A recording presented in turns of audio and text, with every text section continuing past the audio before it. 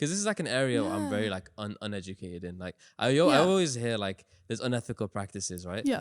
But I don't really know what those practices are. I think it's important to know them, because then that gives me or anyone else more motivation to avoid it. Especially like with the silkworm thing, that's a bit, you know what I mean? Yeah.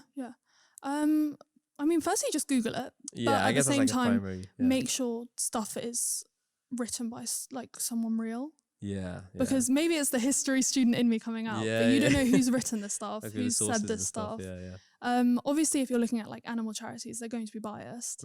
But at the same time, I think they're telling the truth. Like I don't think they'd lie. They probably have some like actual proper sources. Yeah, like they exist. Kind of it is biased, but there's backed up by real stuff. Like there's always a bias. Always, no one is completely just flat. So that's also important to remember. But yeah, definitely just Google it. Yeah, I think one thing leads to another. It is a bit of a rabbit hole. I can imagine. Yeah, it's one of those when you start to see one thing. But yeah, I don't know. Just Google like truth of cashmere, ethical truth of cashmere, something like that. You'll see articles, you'll see pictures.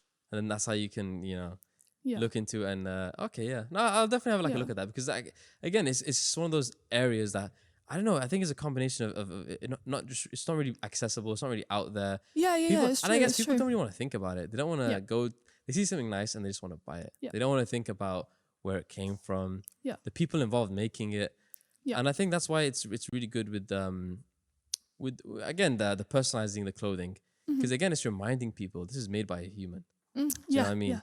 And it gets people thinking, okay, what about the trousers I'm wearing, the shoes I'm wearing?